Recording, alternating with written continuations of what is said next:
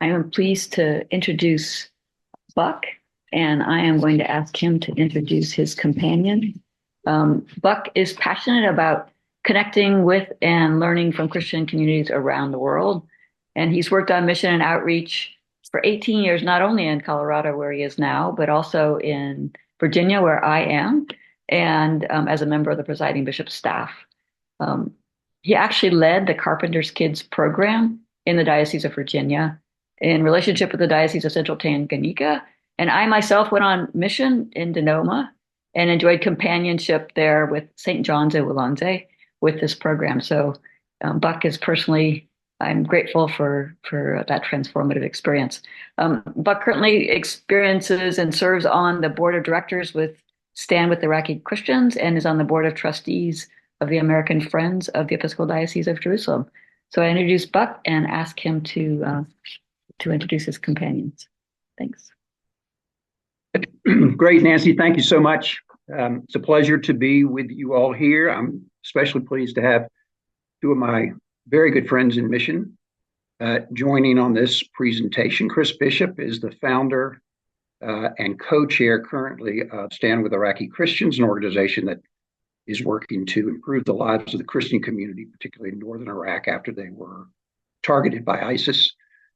Greg Lowden is the executive director of Guatemala Youth Initiative, which works with family planning and help for young parents in a very difficult part of Guatemala City. I'll let them tell more about their backgrounds when they come on to speak, but I have a few minutes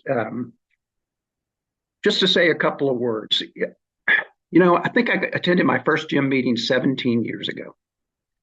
And at that time, the work was great, but to some extent it was limited to kind of areas that were fairly close to the United States. So it is gratifying and wonderful to see all the different places represented by this conference all around the world. And that's really those are kudos that deserve given to the leadership of Jim over the years, and very grateful to have been a part of that and to watch it grow as it has.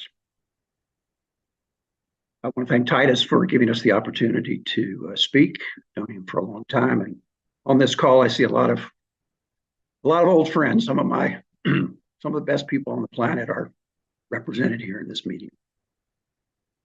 You know, I think God is really good at dividing labor. He gives each of us a call, and when you combine them all together, we have the calls that put us in a position to help people in all kinds of different ways. So some may be interested in the local soup kitchen, some may be interested in helping with migrants at the southern border, but a few of us get called to do international mission. And I was reading something the other day. My wife's trying to always get me to read religious books. So I'm going through this Frederick Buechner Day by Day, which is actually pretty good. He had one back in February called Among the Poor, and it talks about his work. He was a seminarian in Harlem. But his last line is something that I think we can all take focus on, his last line of that daily presentation. Because I think it applies to all of us. This is what he says, and I'll paraphrase a little bit here, but at our strongest and saintliest, we know that in the last analysis, we're not really a spiritual elite. We're not really better than other people. We're just luckier. And that's the way I feel about doing the sort of work that we do. It's not a burden, it's a pleasure. And it is something that has made me feel lucky for coming up on 20 years. My idea of doing mission, and what I've tried to encourage folks to do, is to remember that we are called to serve the least of these, and sometimes the least of these live in some pretty rough places. And in my view, those least of these who live in those rough places are the people we should connect with more, not less, than other folks around the world. And just because it might be viewed by some as dangerous or difficult or unusual or far afield, is something that should spur us on to be even more engaged in that sort of work. So that's what I've tried to do. I've taken groups to Tanzania and South Sudan, Eastern Congo, Jordan, Sri Lanka, Brazil, a number of other places, really with the idea of let's go and see what the situation is and find out what our brothers and sisters in Christ are facing. A wise man once told me that you never really love somebody until you get to know them. And once you get to know them, it's really hard not to love them. And the only way to get to know them is to sit down with them face to face and talk. And that's really what we do in mission. There's nothing that I love more than being in a village somewhere. First off, having them say to me when I come to the village, thank you for coming because you're the only person from the Anglican Communion that has ever visited this particular village. That's when you know you're in the right place. And then to sit down and have a cup of coffee and a cup of tea usually, and ask them about what their situation is and listen. That's heaven for me. And that's what I've tried to encourage, other folks to do. Because I've been in a lot of businesses. I was a Peace Corps volunteer. I was a corporate lawyer. I was in the venture capital business. I even made granite countertops for a while. People would ask me about those businesses, and I'd say, I'm in the legal business. But for the last 18 years, I've been able to say that I'm in the love business because that's what we all are. We're in the love business. Now, I will tell you, I had the Bishop of Nevada hear that and tell me that I shouldn't make that pitch when I'm in his diocese because being in the love business in Nevada means something different there. But that's what we do, and we're called to serve. We're called to love everyone everywhere. There's no limit on that. There's no geographical line that says you stop here. And if we feel a little bit in danger or a little bit uncomfortable, imagine what the folks who we visit feel, because they live with that every day. And I think it's our responsibility to, at the very least, find out what they're going through and see how we might be able to help. I usually talk for a fairly long time, kind of along the topics that I just raised, but it's usually to a group that is about 5% committed to international mission and 95% incredibly skeptical. So I'll stop short here since I know that 100% of all of you are totally committed to international mission and you don't need any more convincing. So I'd like to do something I've done at a number of these talks over the years. I'd like to give you my quick top 10 things that you might consider as you and your parish and your diocese are getting involved in international mission, some of which hopefully will be helpful to you. Number one, look at mission in different ways. It doesn't have to be a cookie cutter. Take the group over, see a place, talk to folks, try to raise some money, and come home. That's great, but that's only one way. So think about a program like the Triangle of Hope in Virginia, which pairs the Diocese of Liverpool, which was the place where most of the slave ships were constructed, the Diocese of Kumasi in Ghana, where most of the slaves in slave trade came from, and the Diocese of Virginia, where a heck of a lot of those folks went. And that triangle of despair, that triangle of slavery is now turned into a triangle of hope, with those three dioceses getting to know one another and facing their joint complicity in their history. Number two, look for affinity groups. Try to slice your congregation a little bit differently than just sort of throwing out the net to the whole group. So in Eastern Congo, we started a group called Women to Women, where women from Virginia and elsewhere traveled to be in relationship with the women in Eastern Congo, and it has one of the highest instances of rape in the world. Number 3, involve young people. Young people don't have the same fear that we do, and they're incredibly creative if you cut them loose.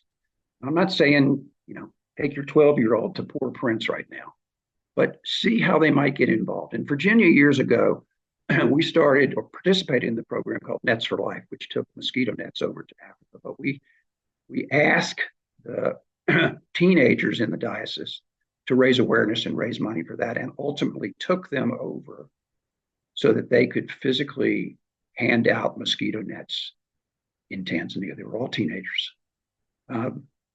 One of them who led the group, her parents, Ed and Diane Wright, are on the call today. When we came back, we asked Emma, the teenage daughter, to present at our convention in Virginia about what had happened. So she got a prime spot on the stage.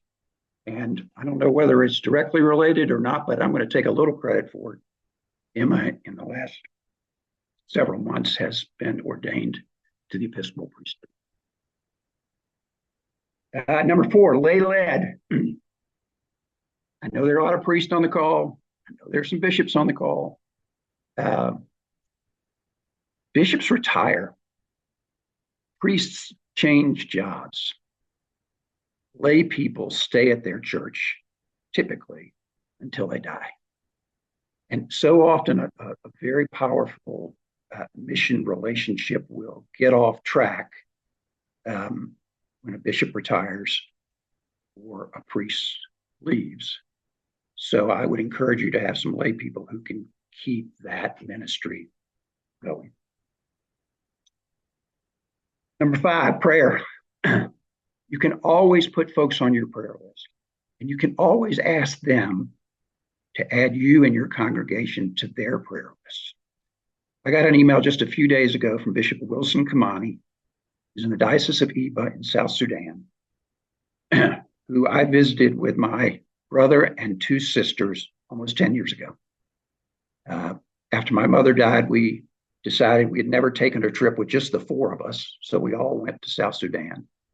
No spouses, no one else. And he wrote back to say that the Blanchard family is on Diocese of Iba's prayer list every Sunday in April. And, to be honest with you, I got a little teary, but that's a really special way to remember, and it keeps the mission relationship front and center in your own parish. Number 6, pretty simple. Make sure you put updates in newsletters and Sunday bulletins. It doesn't have to be a long, drawn-out thing. It doesn't have to be every week, but keep it in front of people's minds so new folks who come in can understand that that's a mission relationship that you have. And you never know who's going to pop up and say, gosh, you work in, I don't know, Tanzania? I used to be a Peace Corps volunteer in Tanzania, and I'd love to get involved. You need to make sure, though, they know what's going on. Have a book study about the country where you work. One of my favorite books is called Mountains Beyond Mountains. And it's an examination of Paul Farmer's early work in Haiti. And it's one of those books I still keep on my bookshelf. Learn some language. You don't have to learn a lot, but find someone who can teach you a little bit about the native language of the country that you're going. It always means a great deal to the people who you visit if you at least try to speak some of their language. And I think that's true everywhere in the world except for France, because you're not going to, they're not going to like you no matter what, but the rest of the world. Be aware of the I had no idea moments. We have the opportunity to learn from another culture, and they have the opportunity to learn from us. And there are many times in a mission relationship, as you're discussing things, that someone will describe something you don't really understand, and then they'll describe it in their own circumstances. And you get to say, oh my gosh, I had no idea. And when you hear them say something to that effect, it's equally powerful, because we think everybody knows everything about the United States, and they don't. So part of our role is to explain our culture as well as receiving the culture of the places that we visit. And number 10, last but not least, is the family motto of the Blanchard family. All problems in the world are caused by poor communication. We have got to communicate. I mean, and that's true in your marriage, in your work, with your kids, with your church. The more you can communicate and the more different ways you can communicate, the better. I loved what one of the speakers said on Thursday, that people don't necessarily read your email in the way that you intended it when you sent it. When I was in business, I used to put something at the bottom of all my emails that said, all Buck Blanchard emails come with a sense of humor, not communicated by the typed word. And we have to remember that the person on the other end is very often going to misinterpret what you say, especially if you try to joke. If you put in sarcasm into your email, it's not going to be taken away. And the corollary to that is our job is to listen.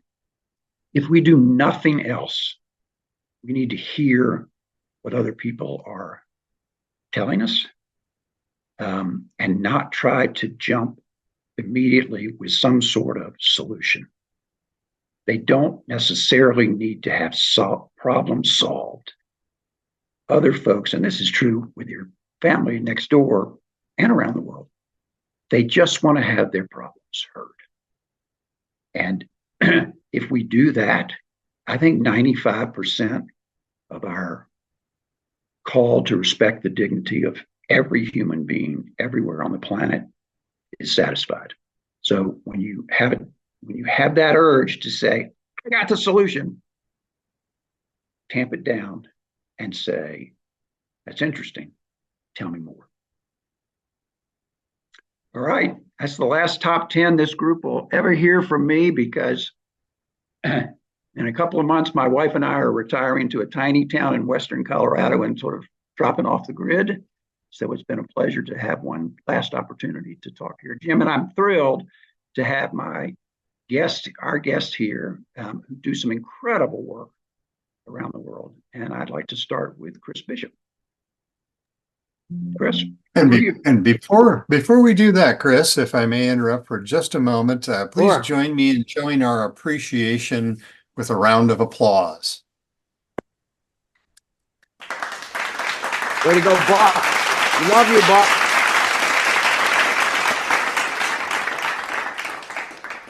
Thank you. Go ahead, Chris. So I understand that I have 15 minutes. Is that correct, Buck? Something like that. And if I go on too long, Buck, just give me the cutoff, okay? What Buck has asked me to do is give you a quick origin story about how we got into working in Iraq, what we're doing now, and some of the aspirational stuff we have, but also talk about what it's like to work in a place where there is unrest and difficulty, which would be a pretty good way to describe Iraq. So just really briefly, what's great about this story is how unlikely it all is. I was a rector of a small church, St. Martin's in Radnor, Pennsylvania in 2015. The height of ISIS, I was one of those Americans. I wanted nothing to do with it. I remember clearly going past stories in the New York Times and newspapers about the latest violence and not wanting to deal with it. Apparently that was not a sufficient response. And so one Christmas season in 2014, a gentleman showed up with two small children at a Christmas pageant rehearsal. And all I knew about him was that he was working in the Middle East somewhere in construction. And I didn't know where. I said, well, how's your life in wherever Stan you are? And he said, well, I'm actually in Kurdistan in the north of Iraq, and I'm doing great. But are you aware of what's going on with the Christians over there? And that question changed my life. Because the truth was, I had no idea there even were Christians in Iraq at that point, much less what was going on with them. And as he began to unfold the story of a 120,000 Christians from some of the oldest continuous Christian communities on the planet. Among those still speaking, the last to be speaking and worshiping in Aramaic, the language of Jesus. That 120,000 or so of these folks had been run off their ancestral lands and were with the shirts on their back by ISIS and were huddled in desperate conditions in refugee camps in Erbil. I had one of those moments of clarity, and I know you know what I'm talking about. Call it an epiphany, call it a call to action, a call to adventure, doesn't matter what you call it, but it was not someone should do something about this terrible thing, but you, buddy, need to go over there and find out what's going on. And so I said to my dear wife, I've got to go to Iraq. And she was like, you're going where? Remember, this was people in orange jumpsuits, Westerners in orange jumpsuits being beheaded on video. And so my dear wife understood that I needed to go, but even, just as good as my congregation said, well, we really care about this. I started preaching about it. And they said, well, we want to be a part of this. So I just raised some money. I didn't know anybody over there. I called Bob Edmonds at the Episcopal Church, 815, the Middle East officer for the Global Partnership team. And he said, you're going where and doing what? And I said, yeah, I got to go. And he said, well, you should call Bishop Michael Lewis of Cyprus in the Gulf. And I said, okay. And so I called him and he said, you're who and you want to do what? And I said, I have to go to Erbil in Iraq. And he said, well, God bless you. There's an Anglican church in Baghdad. I'll let them know you're coming. I didn't know anybody in Iraq. I didn't know anything about Iraq. I didn't know anything about Arabic or anything else. So I contacted Judy Rubin, who is a writer for the Philadelphia Inquirer. She was second, I think, for the Pulitzer that year. And so I just contacted her and said, hey, I got to go over there. I don't know anybody. Can you connect me with anyone? She said, and I'm a priest, and she connected me with Douglas Bozzi, who was running the Best Family Refugee Center in Erbil at that time. He welcomed me. He was another like, you want to come here? Great, come on over. Not a lot of Westerners coming at this point. So I went over there and brought a video camera with me. In my past, I was a former filmmaker, so I had a little bit of knowledge of it, but it had been a long time, and made a film. Just shot, I shot interviews and events, and anybody who would talk to me. Came back to the States. Bought some tablet computers for some teachers in one of the refugee centers. Gave food to people coming off the Nineveh plains, but really came back and cut this movie together, and it came out as it's called Where Is Our Place? It's on our website, SWIP.org, a shameless pitch. But here's the sad thing is that name of that, Where Is Our Place, is still the question Christians in Iraq are being asked and asking themselves. And so came back, went to talk to my bishop, Dan Daniels, interim bishop in the Diocese of Pennsylvania. He was first member of our board when we formed the nonprofit, Bishop Daniel Gutierrez, the new bishop there once Dan Daniels moved on. Also super helpful is in the film. Long story short, came back, started showing this film, and lo and behold, people cared. They were really interested. I kept being told, well, when you say Middle East to an Episcopal person in mission and our church, they're going to think Israel and Jerusalem. We don't really do mission on the among the Arab countries, but that turned out to not be entirely true. So really started to get interest, formed a nonprofit, and was just really struck by the fact that there was a heart for this. And Presiding Bishop Michael Curry was great. Chuck Robertson was great, been very supportive of us. So what we began doing early on was just crisis relief in Erbil, trying to help the folks who were living in these refugee camps. But then in 2017, the coalition forces defeated ISIS militarily in northern Iraq. Now, that's militarily, not ideologically, and that's maybe something I'll have time to come back to. But and it became possible for those Christian families in Erbil who wanted to go home to Nineveh Plains could do so. Many of them did not want to. They were done with the whole violence of over decades and centuries. But there were some who really wanted to go home and reestablish their communities. And so SWIC really got behind working with those folks. And I should mention that when I went to Erbil, there were two people I met who were crucial. One was Father Faiz Georges down at the Anglican Church in Baghdad. I didn't even know there was an Anglican church in Baghdad, but indeed there was. A great guy, hit it off with him. Little side note, the funny part about that is I found out later from Bishop Michael that the reason Fies went is because Bishop Michael said, hey, there's this Episcopal bishop showing up in Erbil and we don't know anything about him. You need to go make sure this guy's not going to go rogue and make sure he's okay. So he came up. We had a really great meeting. And then the other person I met was a person named Sinan. I went to a large Christian mission church that was in Erbil because I didn't know anybody. It was like, trying to figure out how to find people to talk to. And he said, Pastor Malith said, you have to talk to Sinan, our project manager. And Sinan and I met. We became, just hit it off immediately. And he's really been working with us ever since over there. And so I met those two and came back, and we just started raising money, raising awareness. And listening to Sinan, what Buck said is the crucial piece of this, which is you just listen. The real benefit of going to a place where you know nothing and nobody is all you can do is listen. And in fact, I met Buck by stumbling into a global mission fair where I saw a breakout session called Put Down the Hammer and Pick Up a Cup of Coffee by Buck Blanchard. And I'm thinking, Buck Blanchard sounds like a superhero.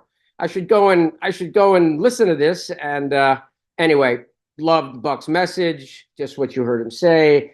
And I'm like, this is the kind of person I really would love to involve in this mission. Asked him to go to Iraq, and he said, sure, that's my kind of person. And so Buck and I become friends, and he's on our board. But anyway, so we, at talking to Sinan and other Iraqis, we asked them, so what would be really great for these families coming back? And they said the main thing they need are jobs. There's no livelihood. ISIS didn't just run people off their land. They destroyed everything, reduced these towns to rubble. So in a place called Karakosh, we wanted to work.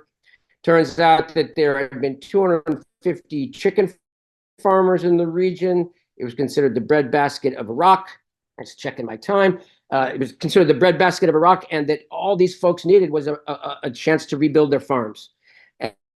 And there were small businesses, all kinds of small businesses. So we started in farm and business development projects. I think we've got, Buck, about 40 family farms that we've helped get going over there. Oh, did I freeze? Oh, did I freeze? You're back. Okay. Not sure where I lost you guys, but we started working on family farms. We've got like 40 farms, I believe, Buck, that's about the right number. Yep. Many small businesses, 20, 30, 40 small businesses we've started. We're continuing to do that. But the wonderful thing is that as SWIC has sort of been able to get more people interested, and I could tell you stories about all of these folks who just came on board to do this work with us.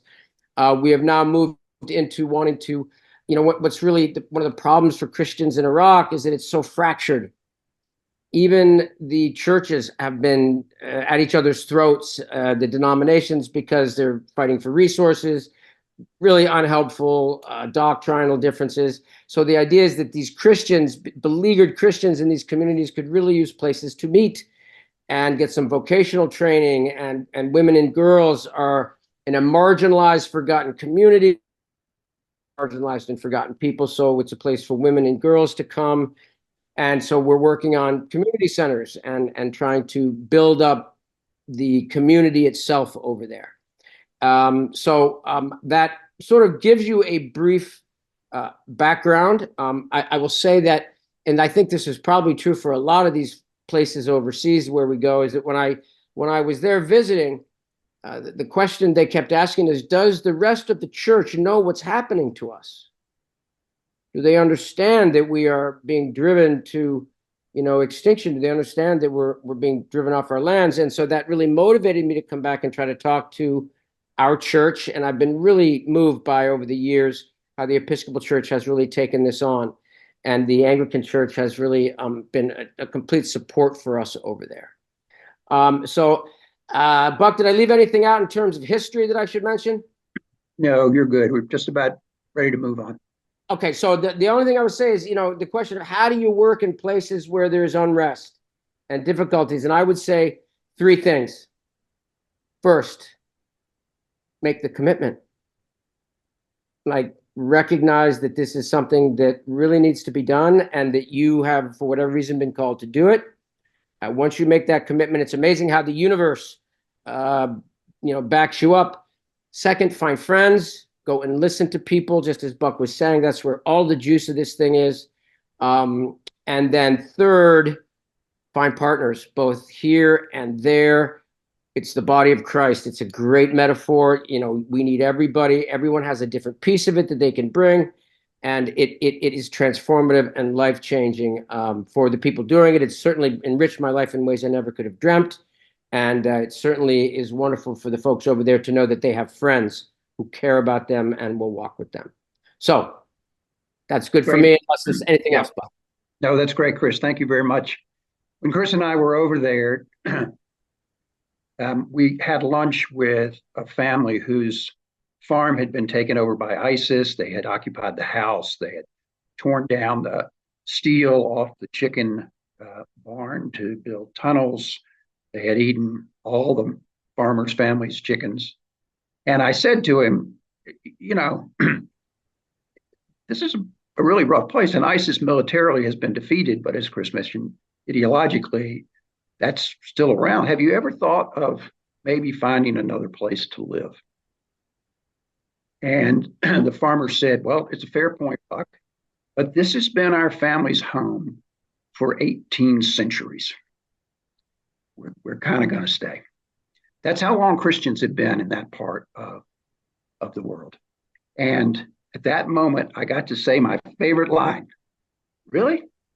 I had no idea.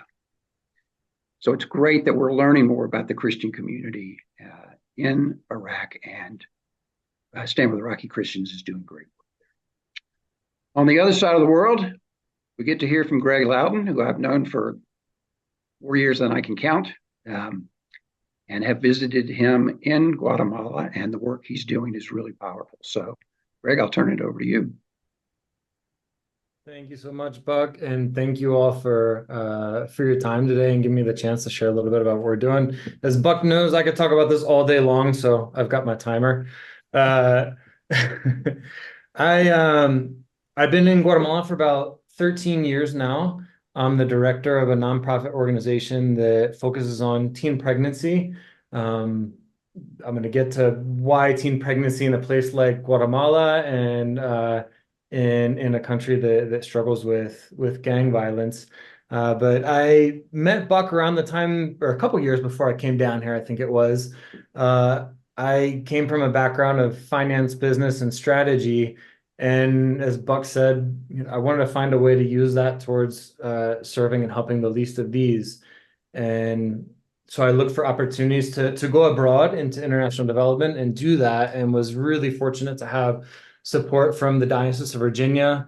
At that time, Buck was in Virginia and had support from Mission and Outreach, as well as Bishop Susan Goff. And first went to Uganda, ended up eventually going down to Guatemala, working on analysis of cases of child sexual abuse in Guatemala. And after a year was up on my fellowship, it was too captivating for me to just leave. And so I wanted to found an organization that would continue working in related work. When I was down here working and analyzing cases of child sexual abuse, I found that more often than not, it was a family member, and I was fortunate to have Guatemalan friends that started taking me into the at-risk communities in Guatemala City to learn more about the context and challenges that families were going through. And I came to learn that Guatemala is part of the Northern Triangle with Honduras and El Salvador, putting aside countries that are in war and armed conflict, is the most dangerous region of the world. And for those that are back home in the U.S., Guatemala is quicker to get to from my home diocese, the Diocese of Virginia, than it is to the West Coast. So it's very close, and what happens down here does have an effect on migration and politics, even in the U.S. as well. These three countries struggle a lot with gang violence, and the communities where our work is predominantly focuses around the Guatemala City landfill, which is the biggest landfill in Central America. And in about a 3-kilometer radius, there's about 250,000 people that live there. In ravines going down into the landfill, in homes that are made out of sheet metal. And these places are also the hubs for gangs that are connected all the way from Central America up through Mexico and into the US. So why teen pregnancy in an environment like that?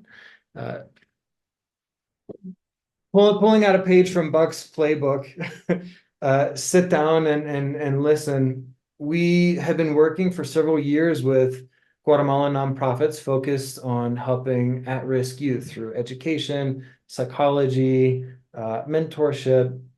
And we got to a point where we wanted to triangulate our programs a little bit more and go upriver. And so we met with teachers working with at-risk students, with their parents, and with the hundreds of students themselves as well, in a really comprehensive study. And what we found was the biggest problems affecting their community wasn't lack of jobs or even community or gang violence. It was actually family brokenness. And what they taught us was that family brokenness was what was driving kids out onto the street in search of identity and a sense of belonging. And they were finding it in the gangs. And so in a region like this, you can have instances where a gang is forcefully recruiting. But in our experience in Guatemala, more times than not, it's a sense of brokenness in the home and a looking for belonging and finding it in all of the wrong ways. And so when we started pulling on this thread a little bit, what we found was that 60% of youth at risk in these communities were the result of an unplanned teen pregnancy that was happening. And so you've got a relationship that's unstable, or a lot of times in the case of 14-year-old girls that are pregnant by a 25-year-old man who leaves them and then isn't able to finish her education or get a job, finds another man in order to have some kind of financial security, has another unplanned pregnancy. And so you can have 20-year-olds with 3 children by 3 different men, or you can be a grandmother in your late 30s, or a great-grandmother in your 40s. And so that was a pattern that we were seeing in the communities where we were working. And really, if we wanted to go upriver, it meant addressing teen pregnancy in order to reduce adverse childhood experiences and this sort of pitfall of ending up in a gang. So that's how we landed on our work for teen pregnancy. And the way that we go about doing that is working with schools on comprehensive sexuality education. We provide free contraceptive services. In Guatemala, we're allowed to provide contraception to anyone that's 14-year-olds and above without parental consent. And we have a support program for pregnant teens that starts from pregnancy and goes through until their child's around age 3 and is able to enroll in a preschool. And basically all of this was sort of crafted around sitting down and listening. I had my money when we did the study on, mentors and guidance counselors for teenagers. I thought that was, was going to be the big reveal, and we found something totally different and pivoted our work completely around it. It's a little bit of backstory on myself and the work that I'm doing down here. But I wanted to share a little bit on things that are happening recently down here. So Bukele, who's the president in El Salvador, our neighbor, has been driving out gangs MS-13 and 18 from El Salvador. This is a gang network that runs through the Northern Triangle and then up into the US. And so these people, as they're being driven out of El Salvador, they're seeking refuge in places like Honduras and places like Guatemala, where they have their network, and in communities that are right up against our centers as well. So even just a week ago, I think over the weekend, we had 6 different shootouts with police involved, reporters were killed, children were killed. My experience down here, in this area, I've seen children as young as 3 years old be used as a human shield by a gang member and killed. We had that happen one time on a call when we were working with our moms over Zoom. The mom was on the call, and outside this happened right in front of her house to her daughter.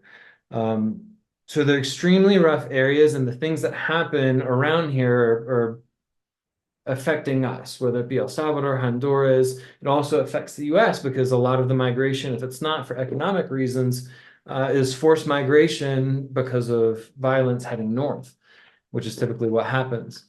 And so how have we been adjusting in this context? That's extremely difficult to work in.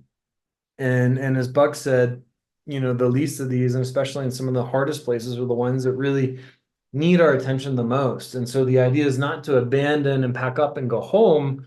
We don't want to leave, but we do want to adapt, and we do want to reduce risk. And we do want to continue supporting the people that we're committed to supporting. And so we have to learn quickly. My mom a long time ago gave me a plaque on serenity that says, God, grant me the serenity to accept the things that I cannot change, the courage to change the things that I can, and the wisdom to know the difference. So I can't change the reality of the gangs, but I can change the way that I'm working in that context. And so some of the things that we've done in cases where we can't reach our beneficiaries or we can't reach us, connect with them online to continue to do our programs. Or in instances where we can't work in a community safely, a lot of times there's a church that's either protected or respected by the gangs and don't have issues with them. And so we've begun partnering across the board with everybody. We partner with Episcopalians, Catholic, evangelicals. We've been able to, even in the past year, start doing sexuality education with schools that are led by the Catholic Church and evangelicals. And we've even been able to coordinate youth-friendly spaces where we provide one-on-one consultation with youth on the premises of Catholic and evangelically led schools that are there.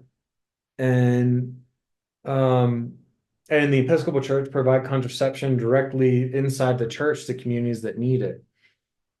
So the idea is to adapt and adjust, and also to know, if I can go into this community physically, but I have the resources to help out another community physically, I'm going to pivot, but I'm still going to figure out a way to access this other community, whether that be via partnership, adjusting my strategy completely. And then in terms of engaging others back home, I know that it's common to do a learning mission trip where you want to go learn about, a new area and sit down and have those conversations.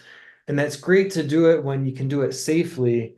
But to give an example, just a week ago, one of our partner organizations had a team coming down from the US and they weren't able to go into the community at all. And so they had to ship them off to another organization to learn about something totally disassociated with the work that they came down to learn about. And so I think in times like that, we also have to adjust the way that we're navigating these dynamics and relationships and looking at how we can, rather than sending down a team, send one person that can come in and learn safely, or how do we go back and be able to share that with people back home? It may not be the same as being down here, but I think it's something that we've been able to do by engaging through stories. And I think stories will impact you whether you're, in the case of Chris, sitting down for tea or coffee in Iraq, or in my case, down here in Guatemala or back home. And through visual storytelling as well, I think are other tools that, sorry I'm going so practical at this, but other tools that I think we have as well, that we can utilize at times like this in areas that are in unrest or in conflict. Again, not by throwing in the towel or abandoning, but thinking through how we adjust, and especially when we're not sure, going back to what Buck mentioned at the beginning, sitting down and listening and seeing what we can learn, I think is always the best thing to do when you're unsure about what the next step is to go forward. So anyways, I'm excited for the Q&A part. I don't want to drag on too long, but again, I did want to close with that statement of serenity, because it's been something that's helped me out in my work down here in Guatemala, and hopefully for those of you that are struggling with how do we make a difference in a context of unrest, could be helpful. God grant me the serenity to accept the things that I cannot change, the courage to change the things that I can, and the wisdom to know the difference. Thank you. Great, Greg. Thanks very much. Please join me in showing our appreciation for Chris and Greg with a round of applause.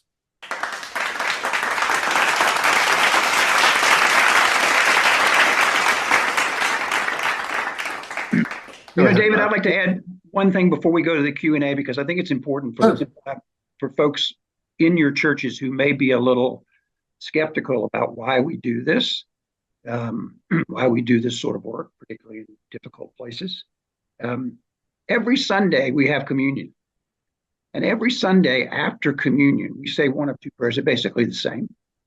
They both start off with thanking God for feeding us with spiritual food in the communion, in the sacrament of his body and blood. That's part one.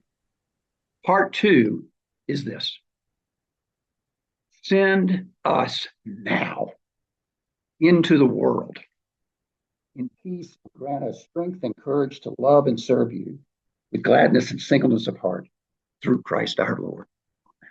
Every week we pray to go on international mission trips. We pray to develop relationships with people around.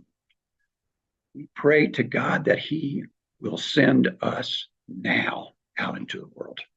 So we're not making stuff up here. We're having our prayers answered. Thank you, Buck. We do have a question or two, and we'll get right into that. This is from Ed Wright. First, he says, terrific discussion of the top 10 lessons and the fascinating discussions of Iraq and Guatemala. Thank you all. And Buck can definitely claim major influence over our daughter's decision to major in cultural anthropology in college and to become ordained.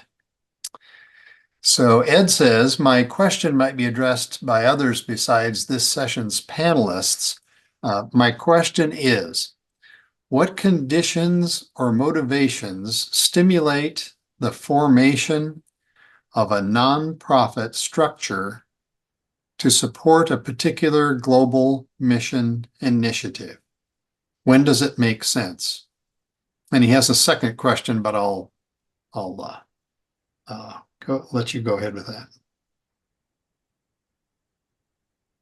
Chris, you want to try that? Yeah, I can just quickly weigh in. It's a really great question. I know in my case, I started out as a small church mission, and my vestry said to me at one point fairly early on, we think this is probably going to kind of go beyond us, and we want to make ourselves available for growth and grants and donations from a wider range. So it made a lot of sense just to form a nonprofit. The 501c3 status is super important for donors because it has tax implications. It also just denotes a sense of organization, that if you're going to have an organization like that, you need a mission statement, you need documents, you need a good board of directors, and the process of the whole key is to bring people on who are really great, who can help you do this and who can help make contacts over there and organize things on this end. So the nonprofit really ends up being, it's been a really great boon to what we're trying to do. I would imagine Guatemala is probably the same thing. You want to weigh in on your end of it? Yeah, I think that's an excellent question. My sort of take on it is, when things get to a point where you can foresee there's going to be ongoing support or work, and it's getting to the point where it's going beyond just writing and sending a check, a nonprofit structure becomes more and more the way to go, because as Chris was saying, it gives you the formality, you've got a board on it, you've got oversight, you're focusing, not just on sending resources, but on stewardship, on implementation, on accomplishing objectives. And so I think, if you're in a scenario where you're not just sending resources and support, but there's more engagement and more goals and more than just kind of a one-time commitment, it quickly becomes sort of the structure to operate under, because it gives you the formality and as Chris was saying as well, the 501c3 status if you're trying to raise support I know in our case, when we were starting up, I think our first year, like 90% of the resources came through the Episcopal Church in the Diocese of Virginia. And it lasted for about a year, having it kind of funneled through my home parish. And you quickly get to a point where you just need that entity structure. And I would just add quickly, the great thing about a nonprofit is that you need to attract people. Like Buck Blanchard showed up out of the blue, and he's meant the world to our organization. I can say that for all of our board members. So the act of organizing, other people get called into the thing you're doing, and it really becomes very exciting because there's so many brilliant people involved in this work. So it's a great process, even though it's kind of a pain in the neck sometimes. Buck, did you have anything else to share about that? No, I think we're good. What's the second part of the question? Well, it was, I think it also naturally got answered in there. And Ed said, I'm curious about the impact of that strategic decision. Yeah. So I think. Yeah, I mean, SWC's a good example, or Greg's work is a good example. At some point, you're trying to get support and donations and interest from people who, don't necessarily want to write a check to St. Swithin's. They're not Episcopalians. They're not even necessarily religious types, but they want to support the substantive work that you're being done. And it's much easier for them to get behind an organization like Stand With Iraqi Christians than writing a check to a church. Okay. Let's see, I better try one more check to see. And we don't have any other questions. Are there any other questions in the Q&A? Oops, looks like one might have just dropped now. If we have a second, let me just say add one thing to what Buck said. It's, early on in this thing, when we didn't know what we were doing or what we could possibly, accomplish over there, we heard about at St. George's Church in Baghdad, there was a kindergarten that the priest had started. It was the only non-sectarian kindergarten, only non-sectarian school in Baghdad. And the parents, a lot of the Muslim, had come to him and said, listen, we don't want to send our kids to a different school. Could you expand this kindergarten? And so what we learned early on, before we knew anything about what we were doing, is Phi saying we need $50,000 to finish this school so the kids can go to school in September. And it was like, holy cow, we need to have an organization. We need to have tax deductible status. It helped us get our act together, the process of organizing. And it's what really made us realize there's a heart for this mission, and we can really do a lot of good over there. So. Okay, we did get a couple more questions. Can you, from Nancy Searby, can you share about partners in the countries where you are working?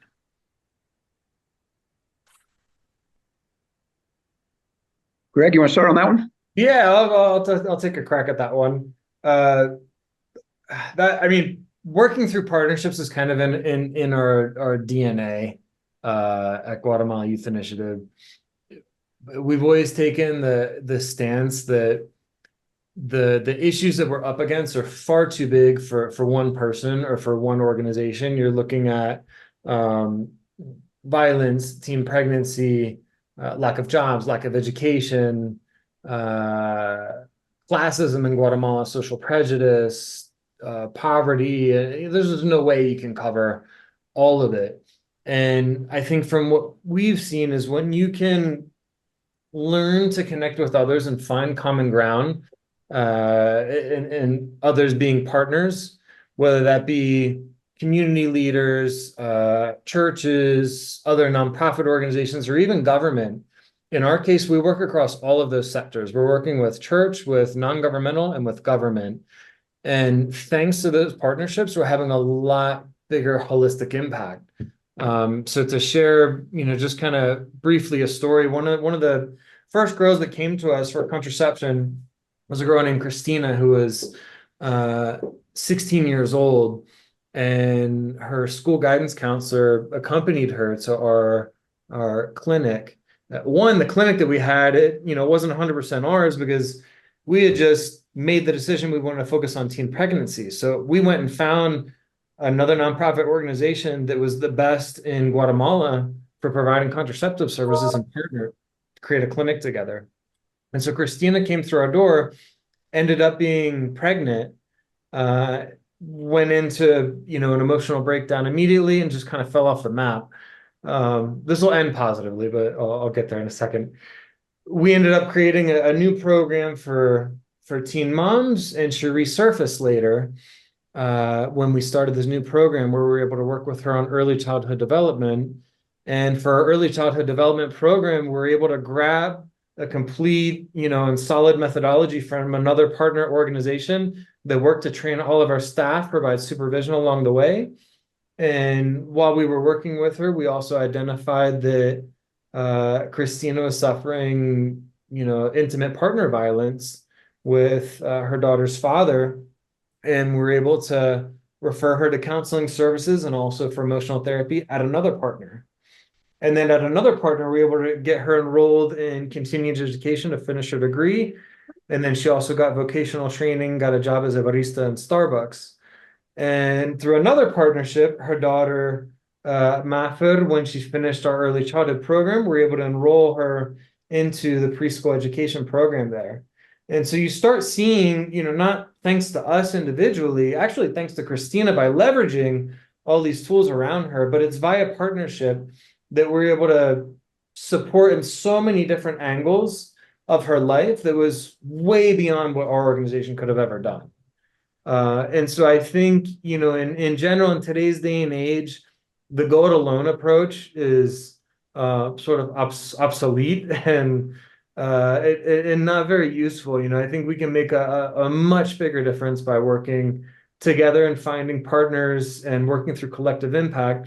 And you do that by recognizing one another's strengths, recognizing your own limitations, and finding common ground to do it. Yeah, I mean, that's brilliant, Greg. I mean, Greg, you could easily be saying exactly what my experience is from the beginning in Iraq. We knew we needed friends, partners on the ground over there. It's a tough place to work. I didn't even get to some of the challenges about folks living out on the plains with, you know, Iranian militias, and then COVID hit, and, you know, there's just one problem after another. You've got to have good friends on the ground. And it's the only way to find out what people really need. It's exactly what Greg said. You know, you've got some strengths, but if you're small, then you really have other needs that you cannot address. And so you find people, and it's this body of Christ idea. It's with individuals, but also with groups. And the going it alone approach is crazy in a place like this. So, and you have to be also very selective about your friends, because at least in Iraq, there are a lot of people that want to be your friends that maybe is not such a great idea. So you have to really vet people and be careful and make sure values align. But once you find them, they are gold. And so we've got 3 or 4 solid partners right now that make it possible for us to do what we do. And I think, you know, one of the interesting things that's going on in Iraq right now is the main place that our funding goes to create these, or to reestablish these small businesses and chicken farms, we can't get to right now. Physically, we can't go there. So one of the things that SWIC is doing is contracting with an organization. It's a little fancier than this, but basically it's an organization that's going to go in and meet with the community and listen and do a needs assessment of what that community needs, because we can't be there to listen, but we can find a partner who can do the listening for us. Thank you, Buck. Yep. David, anything else on the list? Thank you. Yes, we got one more, and maybe this is a factor that Greg's addressed some of this, but from Abby Flemister, any plans to address the root cause, the brokenness of the family for the teenage pregnancy?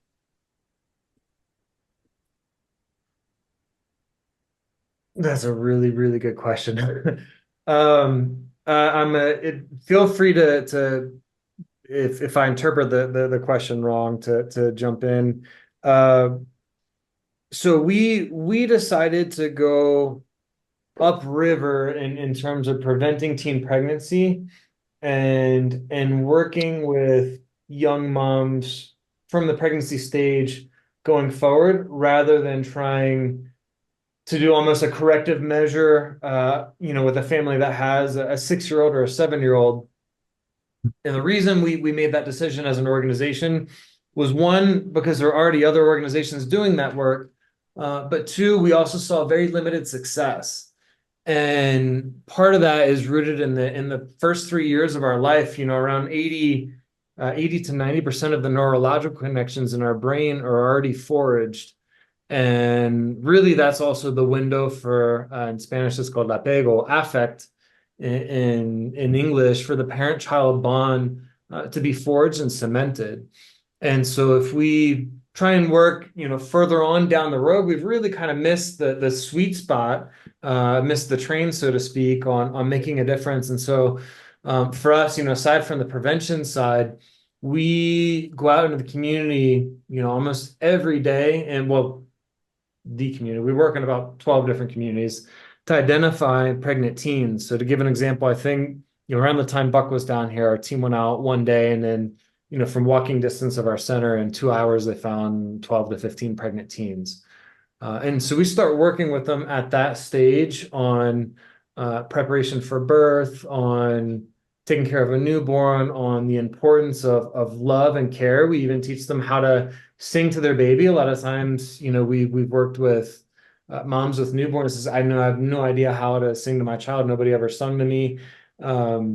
You've got, teenage women who are becoming moms that have never been told they were loved by their parents. They've never felt an embrace from their parents. Everything's just kind of rooted on hostility.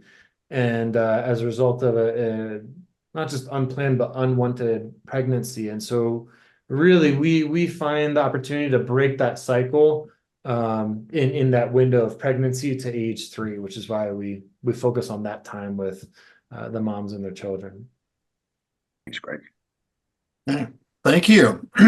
Our thanks to Mr. Buck Blanchard, board member of Stand with Iraqi Christians and the American Friends of the Episcopal Diocese of Jerusalem, and to respondents, the Reverend Chris Bishop, founder and co-chair of Stand with Iraqi Christians, and Mr. Greg Lowden, executive director of Guatemala Youth Initiative. Thank you.